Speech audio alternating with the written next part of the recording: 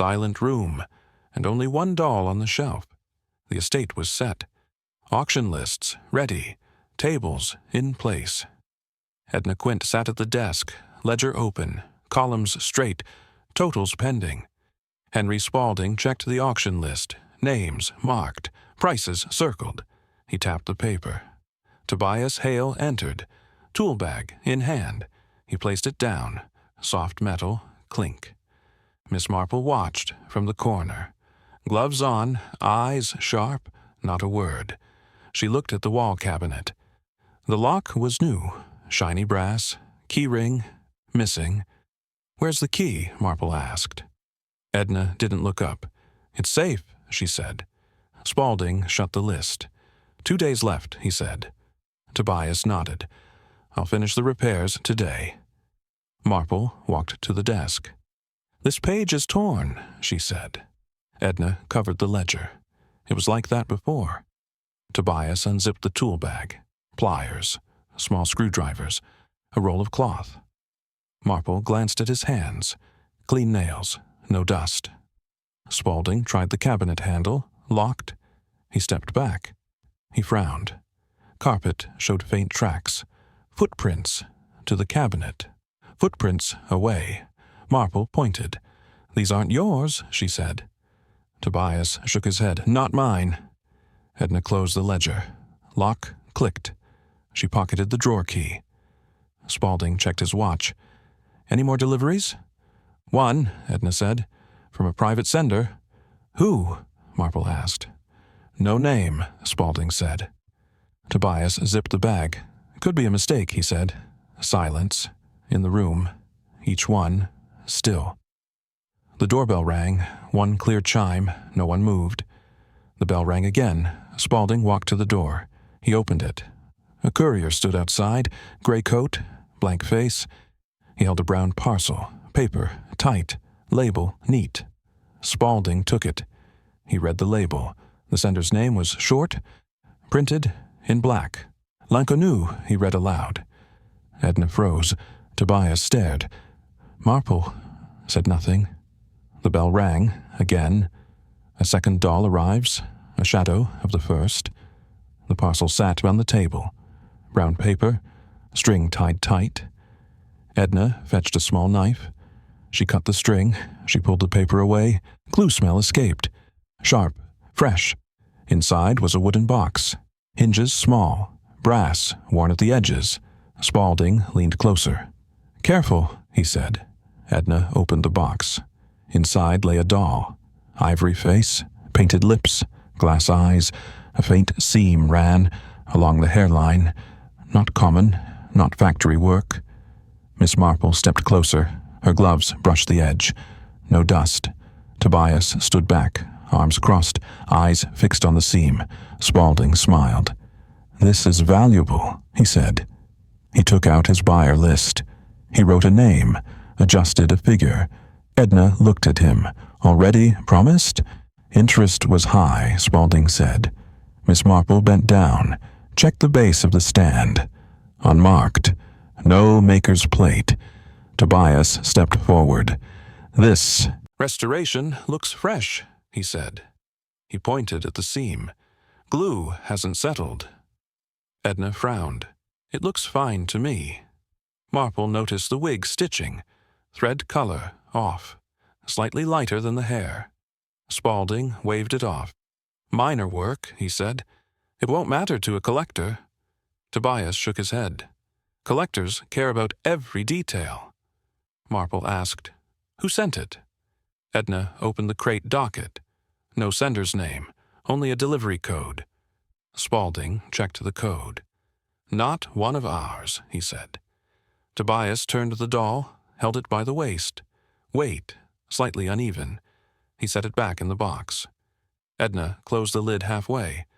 Her hand stayed on top. Marple noted her grip. Firm, possessive.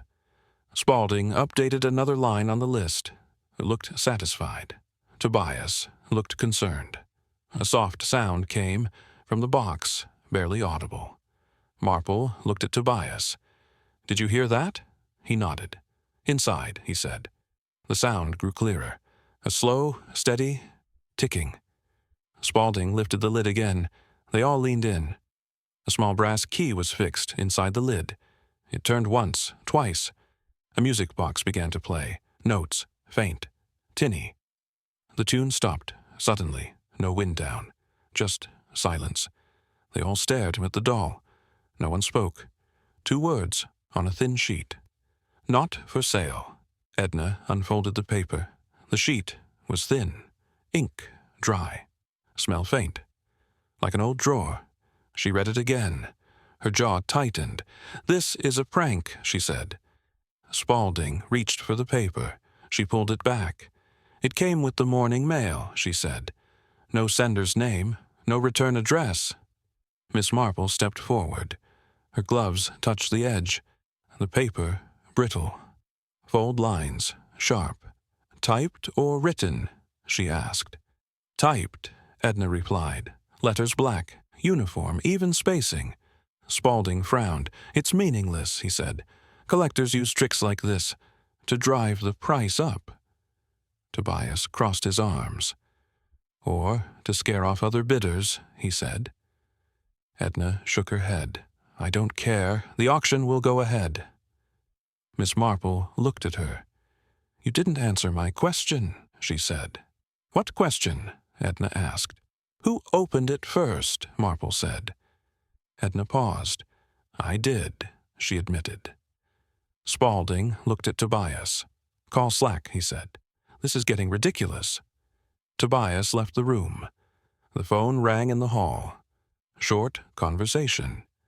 Inspector Slack arrived 20 minutes later. Plain clothes, no notebook. He held out his hand for the paper. Edna passed it over. Slack read it, sniffed the paper, held it to the light. "No watermark," he said. "No postal mark either." Tobias leaned in. "Could be hand-delivered," he said. Slack nodded. "Likely," he replied. Spaulding stepped in. "Let's not waste time," he said. "We should push forward with the preview." Edna agreed. "The sooner, the better." Tobias shook his head. "Not until we check provenance," he said. "This doll came without a proper chain of ownership." Spaulding dismissed the point. "Buyers don't care about that," he said. "They care about rarity." Marple stayed silent. She took the paper from Slack, studied the type, eyes narrowed. She turned to the ledger on the desk, compared the spacing of the letters. The O, identical. The T, same worn top edge. She flipped through the ledger pages. Last page. In the margins, the same typewriter marks appeared. "Same machine," she said quietly. Edna looked at her. "That's impossible," she said. Marple closed the ledger, placed the paper on top, tapped it once. Marple's fingers stopped at the corner. A pale substance clung to the edge. She rubbed it with her glove. It felt coarse, dry. She held it to the light. Tiny white grit. No one spoke. People gathered. Warm lights. Smell of polish. The preview was open. The auction room, full. Chairs in rows. Edna stood at the entrance. She greeted guests. Checked names. Off the list. Spaulding moved between groups. Spoke in short bursts. Pointed toward the main display. Tobias stood at the back wall. Tool pouch on the table beside him. Zipper closed. Miss Marple stayed in the corner. Eyes slow. Watching hands. Watching the cabinet. The main case stood in the center. Glass, polished. No smudges. Inside sat the doll. Bisque surface, pale. A faint glare from the case light. A buyer stepped close. Tapped the glass. Tap. Tap. Edna smiled, said nothing, moved on. Spaulding spoke quickly to 2 bidders. They nodded. He wrote something on his pad. Tobias kept his distance, looked at the glass, then at the reflection in it. Miss Marple stepped closer, tilted her head, eyes on the doll's face. She moved her ear toward the glass. A faint sound. Tick, pause, tick. She straightened, stepped back, Eyes narrowed, Spaulding called out, "5 minutes before we begin." Edna checked the seating, directed 2 guests forward. Tobias glanced at the exit, then back at the case. Marple's gaze stayed on the doll. Eyes dropped to the stand. Base slightly off-center. Another guest tapped the case. No change. Ticking continued. Marple brushed her coat pocket, took out a small notebook, wrote 1 line, closed it. Spaulding looked toward her. She gave no sign. The room settled. Conversations dropped, all eyes on the case. A buyer at the front stepped forward, hand on the case edge, leaning in to the doll's face. His body swayed, once, then again. He dropped to his knees. The fall, sharp. A gasp behind him, then another. Someone called his name, no response. A chair scraped, a glass rattled. Silence filled the room. Miss Marple didn't move. Tobias's hands stayed at his sides. Spaulding froze. Edna's eyes widened. She stepped back. The man lay still, near the case. The doctor says, "Shock." But why? Dr. Haydock knelt beside the buyer, checked the pulse, fingers pressed to the wrist. "No irregular heartbeat," he said. Leaning close to the man's face, he sniffed the air. "No almond smell," he added. Looked up at Slack. "Could be sudden shock." Slack nodded once. "Clear the room," he said. Chairs moved. Feet scraped on the floor. Low voices filled the space. Edna guided guests to the hall. Spaulding moved toward the entrance. Tobias stayed near the back. The room grew quieter. Only the officials remained. Haydock stood, wiped his hands. "Breathing steady now," he said. Slack turned to Spaulding. "What happened before this?" "Nothing unusual," Spaulding replied. He stepped up to the case. He looked at the doll. Then he fell. Miss Marple walked to the case. Her eyes stayed on the latch. A faint smear marked the brass. She leaned closer, did not touch it. Slack noticed her focus. "You see something?" he asked. "Residue," she said. Pointed at the latch, "Not part of the polish." Spaulding stepped in. "Probably from the guest's hand," he said. "Panic causes sweat." Edna shook her head. "He didn't touch the latch," she said. Slack looked at Tobias. "You were watching?" Tobias nodded. "Yes." His hand stayed on the side panel. Haydock moved to the case, leaning close to the glass, tapped it with his knuckle. "Open it," Slack said. Spaulding hesitated. "That's not necessary," he said. "Open it," Slack repeated. Tobias stepped forward, reached for the latch, stopped. He showed his right glove to Slack. Tiny powder flecks marked the fingers. "I didn't touch the doll," Tobias said. "This came from moving the table earlier." Marple watched him, said nothing. Slack gestured. "Unlock it," he said. Spaulding pulled a key from his pocket, unlocked the case. The hinge creaked. The glass door swung open. Marple's eyes went straight to the doll. She reached toward the wig. Fingers lifted the edge. A strip of tape pressed underneath. The tape edge caught the light. Everyone stared at the space under the hair. No one spoke. The wig lifts. Threads underneath. A dry haze. Marple held the wig edge, peeled it back. Slow.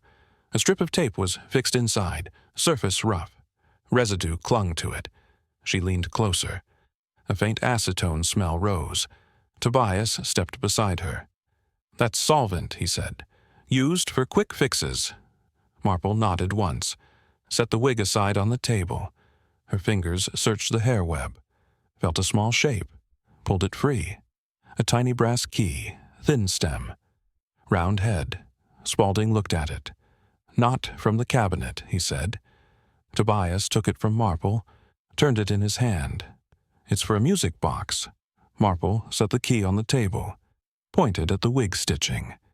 The threads were not uniform, half dark brown, half lighter. Different source thread, Marple said, not original. Tobias bent to see. Someone rushed this, he said. Edna stayed silent. Arms crossed. Slack wrote in his notebook. Where does the key fit? He asked. Marple picked up the doll, tilted it, turned the key slot in the back of the head. The key slid in, turned without force. A tune began to play. Sound tinny. Mechanical. Marple watched the second hand on her watch. Melody lasted 1 minute. 30 seconds. She removed the key.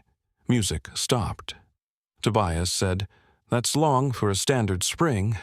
Spaulding said nothing, stared at the doll. Dr. Haydock stepped forward, put on thin gloves. He reached for the tape, peeled a section loose, scraped residue into a sample jar. Marple held the jar steady. Slack asked, "You can test that?" Haydock nodded. "Preliminary check here. Full analysis at the lab." He used a metal spatula, collected another pinch, sealed the jar. Haydock set the jar on the table, touched it lightly. Eyes shifted to Marple. The glass felt warm. He tightened the lid, held it in both hands. "It's reactive," he said. Everyone in the room froze. 2 price lists, 2 stories.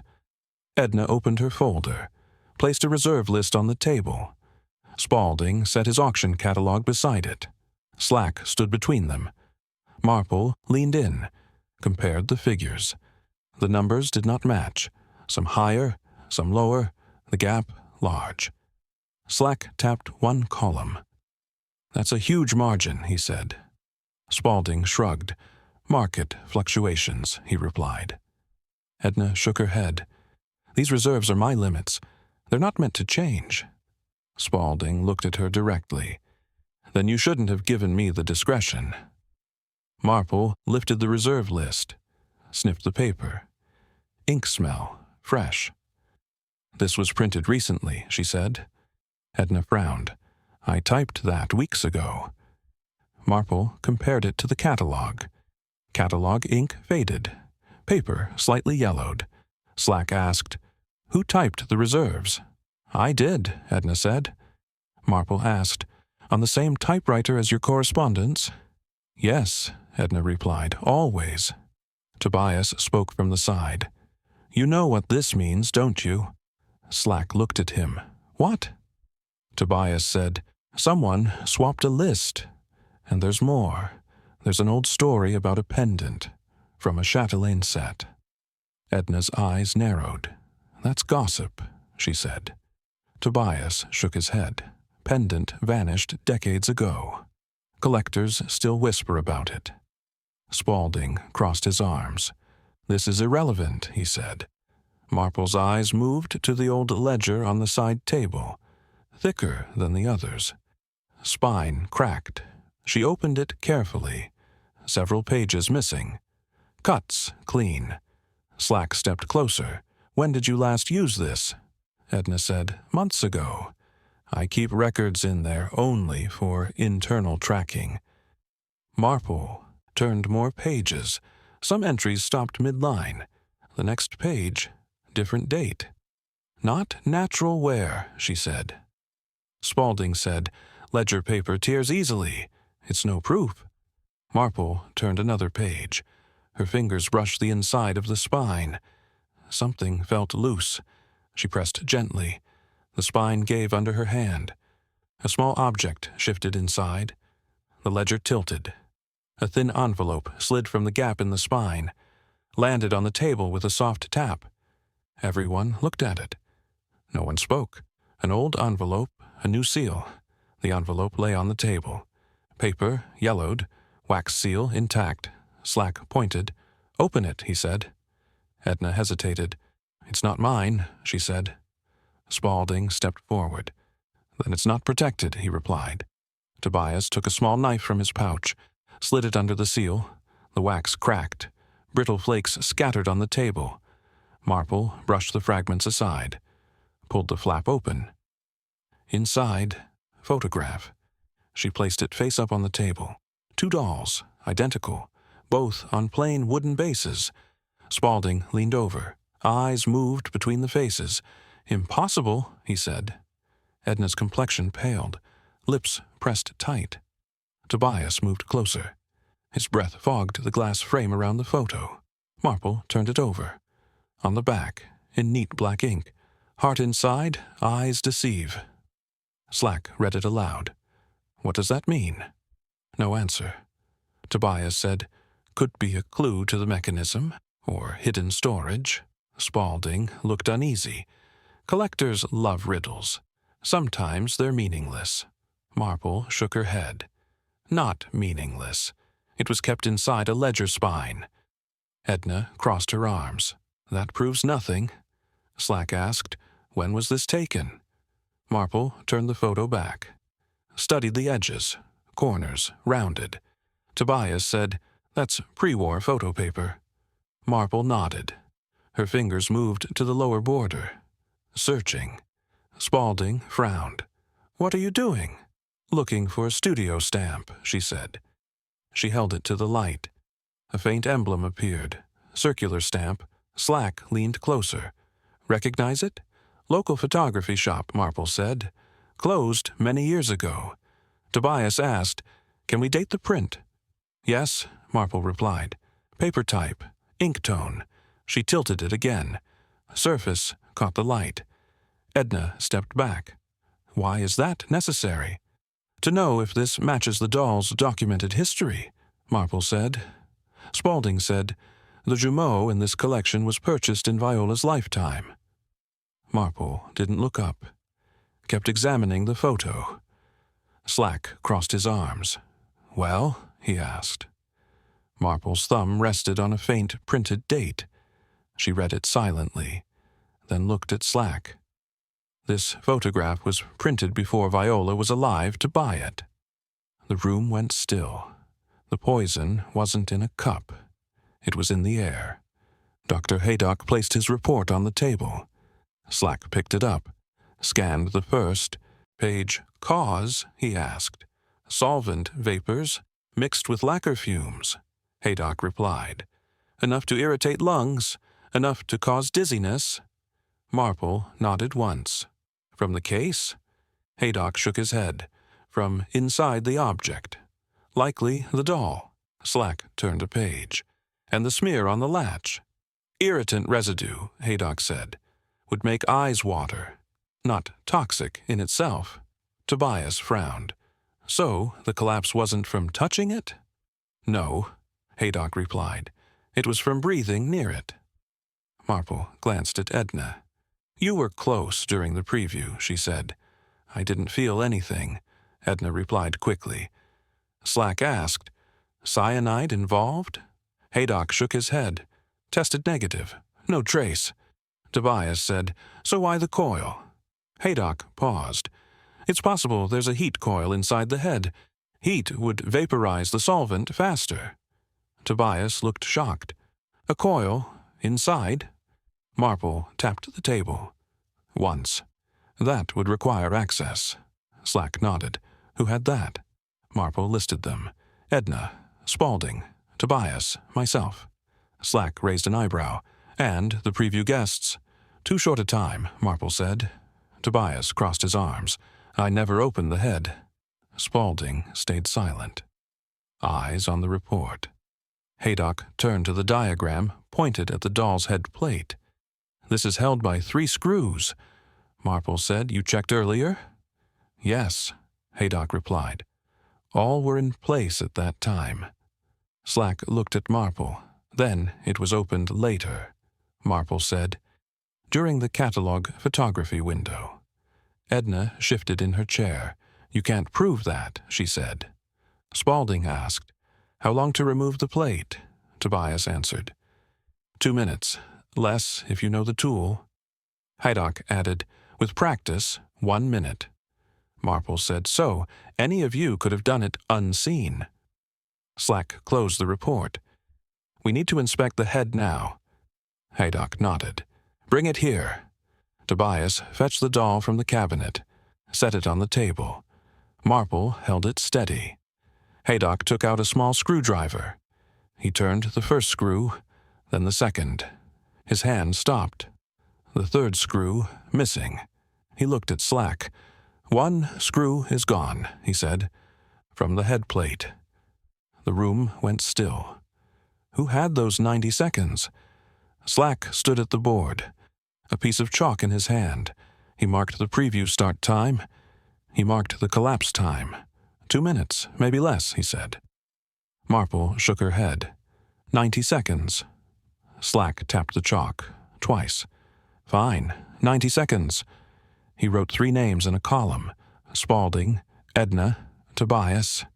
Spaulding spoke first. "I was managing the crowd." "Where exactly?" Slack asked. "Near the main aisle, between the front row and the door." Marple asked, "Could you see the case?" "Yes," Spaulding said, "but I wasn't watching it. Every second." Slack moved to the second name, Edna. "I was in the payments room," she said, "taking deposits, 2 doors away." "How long were you gone?" Slack asked. 3 minutes, Edna replied. Marple noted the time. "That covers the 90 seconds. Edna crossed her arms. "I didn't leave the desk." Slack pointed to Tobias's name. "You?" "I was at the demo area," Tobias said, "across the room, showing a clock mechanism." "Could anyone confirm?" Slack asked. "Yes, 2 guests," Tobias replied. Marple stepped forward. All 3 had opportunities. All 3 had access before the preview. Slack circled the word access, underlined it, twice. He drew a rough floor plan, marked doors, marked the cabinet, marked the demo area. He counted the steps aloud. From demo to case, 12. From payments to case, 18. From aisle to case, 6. Marple added, any of them could reach it. In seconds, Slack tapped the chalk again. Then why now? Why at the preview? Marple looked at him, because the bell chime masked the ticking. Tobias frowned. What ticking? The 90-second timer, Marple said. It would be audible in silence, not under the chime. Slack said, then the bell timing is key. Marple nodded. It tells us who was near the switch. Slack turned back to the board. Where is the switch? In the side hall, Spaulding said, next to the demo table. Tobias said, I didn't touch it. Marple didn't answer. She kept her eyes on him. Slack walked to the demo table. Stopped. On the far corner, the bell switch. The cable ran along the wall, positioned within easy reach of Tobias's tools. Slack looked at Marple. Bell switch sits on Tobias's table. The repair tag shows the wrong date. Marple held the repair tag. She read the date aloud. Sunday, she said. Tobias frowned. My shop is closed. Sundays.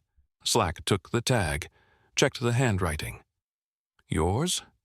No, Tobias replied. It's not my writing. Spaulding asked, could it be an old tag? Tobias shook his head. Paper is fresh, ink is recent. Marple moved to the wig, bent close to the stitching. The thread was pale brown. She opened Edna's mending kit from earlier evidence. The thread color matched. Exactly. Slack noted it. Thread matches Edna's kit, he said. Edna glared. That proves nothing. Thread is common. Marple ignored her, opened the auction catalog, turned to the lot photo. The image showed the same doll, but the wig in the photo was darker. It sat lower on the forehead. This is a different wig, Marple said. Spaulding said, wigs are replaced often. Not without reason, Marple replied. Tobias stepped forward, held out a folded receipt. This is from the day in question, he said. Slack read it. A repair on a clock, not a doll. Date and time match the Sunday. Tobias said, I wasn't in the shop, and I didn't handle the doll. Marple lifted the tape from the wig seam, touched the adhesive with her gloved finger. "This isn't workshop adhesive," she said. "It's skin-grade resin. You can buy it at any home supply store." Haydock nodded. "It's not as strong as standard resin. You'd only use it for a quick fix." Spaulding crossed his arms. "Why hide that under the wig?" Marple looked at him. "To mask the repair, and to keep the coil and solvent hidden." Edna shifted in her seat. Eyes moved toward the door. Slack stepped closer. "Do you want to explain the date on this tag?" "I have nothing to explain," Edna said quickly. Marple spoke quietly. "A home fix, in a hurry." Tobias said, "That's exactly what it looks like." Spaulding muttered, "Or a planted job. To frame someone." Marple didn't answer. Her eyes went to the sideboard. A drawer was partly open. Slack walked to the sideboard, pulled the drawer open. Inside, a small tin box. He lifted the lid. Neatly coiled thread. A thimble beside it. Small scissors in the corner. It was Edna's mini sewing kit, found in the kitchen drawer. Money leaves a trail. So does sound. Slack placed the bank slips on the table, tapped the top one. "Private buyer," he said. Marple read the details. "Routed through Spaulding," she noted. Spaulding shrugged. "Standard practice. For confidentiality." Tobias leaned forward. "Not when the payment is split like this." Slack pointed at a figure. "That's a premium." Marple read the note beside it. "Pair intact," she said. Edna shifted in her chair. "There is no pair," she said. Tobias looked at her. "Then why the premium?" Slack picked up another slip. "Same buyer, different account." Marple said, "That's to avoid a single transaction record." Spaulding said, "You're reading too much into it." Slack ignored him, held up a small brass key. "Music box key. Cut by you, Tobias?" "Yes," Tobias said. "Weeks ago, for Spaulding. He said it was for a display." Spaulding said nothing. Marple asked, "Where's the duplicate?" Tobias frowned. "I never made one." Slack turned to Edna. "One blank missing from your desk drawer," he said. "I don't know how," she replied. Marple said, "That blank could make a second key. It would fit the second doll." Edna looked away. "I've never seen a second doll." Tobias said, "Someone has. Someone's using it." Slack opened the locksmith log, scanned down the list. "One extra key cut 3 weeks ago. No name recorded." Marple said, "That's deliberate. They knew you'd find it." Edna crossed her arms. "You have no proof it was me." Slack closed the log. "Then let's find proof." Marple's head turned slightly. She paused. "Do you hear that?" Tobias listened. "Faint," he said. A slow, ticking sound carried down from upstairs. Slack said, "That's not the main doll." Marple stood, moved toward the stairs. Slack followed. Tobias came after them. The ticking grew louder as they reached the landing. Slack said, "Left or right?" Marple pointed left. They walked down the hall. The sound was steady, mechanical. They reached the last door. Slack opened it. The room was small, furniture covered with dust sheets. The ticking came from the far corner. Marple crossed the room, bent down. She lifted the dust sheet, looked under the bed. A doll sat there, face forward, hands resting on its lap. It was the second doll. The second doll's head holds a coil. Tobias set the second doll on the table. Marple held it steady. Haydock unscrewed the head plate. The plate came off cleanly. A small coil sat inside. The metal was warm. Haydock sniffed the air. "Hot metal smell," he said. Slack leaned over. "What's it for?" "Heat source," Haydock said. "To vaporize solvent." Marple pointed to a side bracket. A thin wire connected the coil to a small timer. Slack read the dial. "It's set for the preview bell." Tobias said, "That matches the 90-second run time." Haydock looked at the base of the cavity. Thin lacquer had pooled inside. The surface was sticky. "That's the carrier," he said. "Evaporates under heat." Tobias crossed his arms. "An amateur fitted this. No proper insulation. Wiring is uneven." Spaulding said it was for publicity. Something to make it unique. Marple looked at him. "Dangerous publicity?" Slack asked, "Who could install this?" Tobias said, "Anyone with basic electrical skill, but they'd need access to the head." Marple said, "We've already established who had access." Haydock removed the coil, set it aside on a cloth. Slack noted, "This fits the collapse at preview." Marple nodded. "Timed to trigger with the bell chime. Fumes released when the room was full." Edna stood near the door. She spoke quickly. "You can't prove I touched it." Marple ignored her, ran a finger along the coil bracket. It came away with a faint black smudge.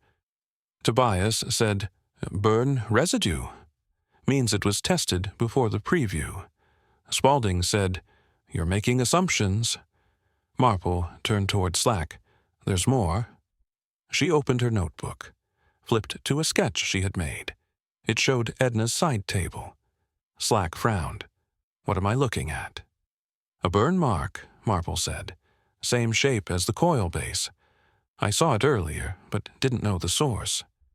Tobias nodded. "That table is softwood.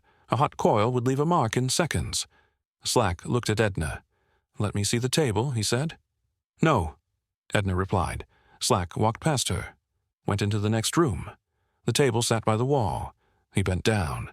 The mark was there, dark, round. He turned back toward Edna. She stepped away from him. Marple's eyes moved to Edna's hand. She reached out and took it gently. On the side of Edna's index finger was a faint, thin burn line. A micro burn line. Same setup. This time, we're ready. The room was reset. Same light, same bell position. Dr. Haydock stood near the display case. A small device in his hand measured the air. Slack stayed near the center. His eyes moved between people. He watched hands. He watched pockets. Tobias stood at the far end, a table between him and the dolls. Tool pouch zipped. Spaulding moved in a slow circle, spoke briefly to each bidder, glanced often at Edna. Marple stood by the side wall, held her watch. Eyes on the bell switch. "Ready?" Slack asked quietly. Marple nodded. "Begin." The same group from before took positions. 2 stood close to the case. Others stayed back. Haydock checked his device. "No change," he said. Slack kept scanning. Edna stayed near the front row, arms folded. Tobias kept still, did not move from his spot. Spaulding stopped by the aisle, leaned toward one of the guests. Marple's gaze stayed fixed. The second hand on her watch moved. She raised her hand toward the switch. Slack stepped half a pace forward, looked directly at Edna. Haydock's device beeped once, a low, short tone. "Trace vapors," he said. "Minimal." Marple's thumb pressed the switch. The bell chimed. The sound filled the room. All eyes turned toward the case. 90 seconds started. Haydock called out ratings. Still minimal, rising slightly. Slack watched Edna's hands. They moved into her coat pocket. Tobias looked toward her, eyes narrowed. Spaulding stepped back, kept his distance from both dolls. Marple kept her eyes on Edna. Her hand stayed near the bell. 60 seconds, Haydock said. Slack moved closer to Edna. "Something to declare?" he asked quietly. "No," Edna replied. Haydock called. 80 seconds, holding steady. Marple watched the pocket of Edna's coat bulge. Slightly, a metallic clink came from Edna's side. She shifted her weight. A small object slipped from her pocket, hit the floor with a sharp tap. Slack bent down, picked it up. A duplicate key. Some truths speak without words. Edna stood still. Her hands shook. Her breath came fast. Slack stepped closer. "You want to explain?" he asked. She said nothing. Marple began speaking. "Debts first, overdue accounts, pressing collectors." Edna looked at the floor. "Then Spaulding's cut," Marple continued. "A private buyer willing to pay extra. Only if the pair was intact." Haydock watched quietly. Slack kept his eyes on Edna. Marple went on. The plan was simple. Cause a collapse during preview. Create panic. Clear the way to swap one doll for another. Tobias said, "The fumes from the coil."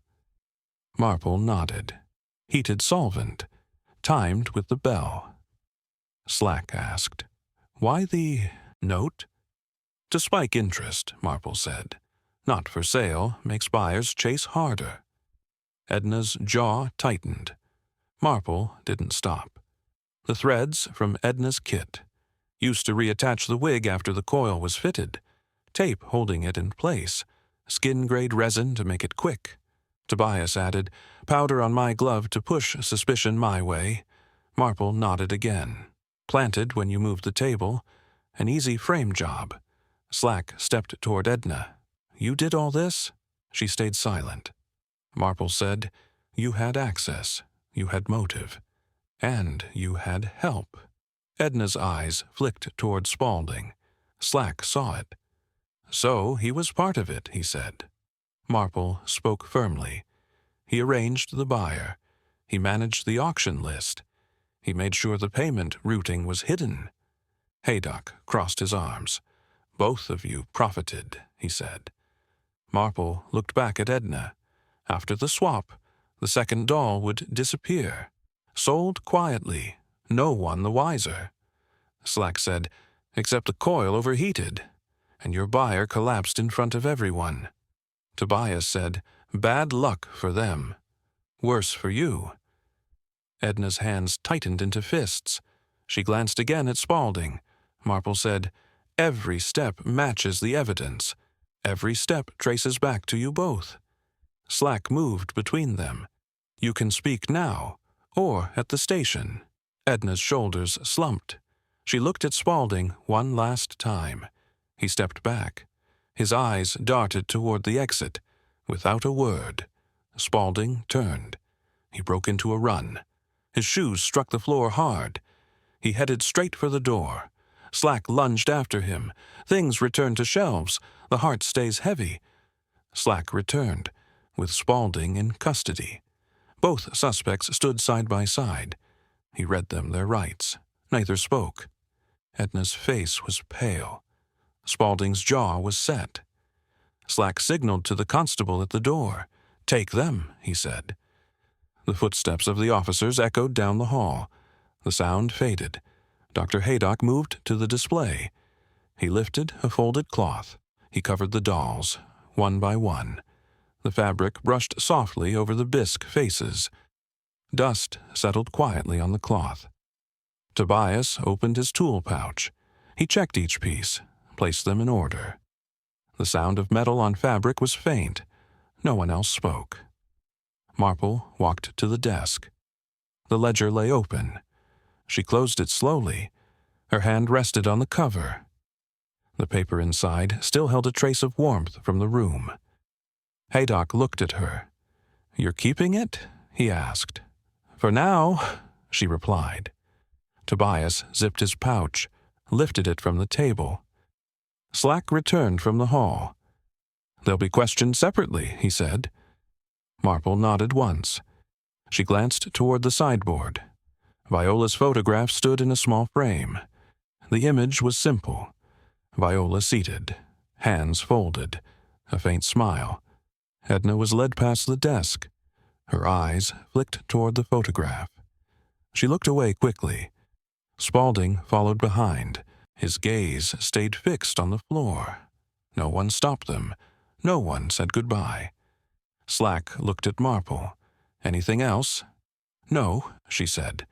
"Everything that mattered is in the record now." Tobias moved toward the door. "I'll see you at the shop," he said quietly.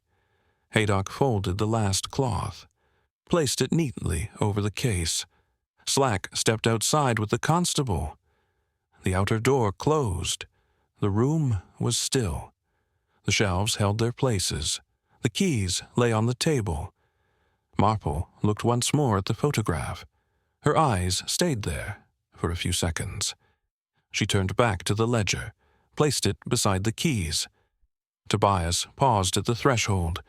He nodded to Marple. She returned the nod.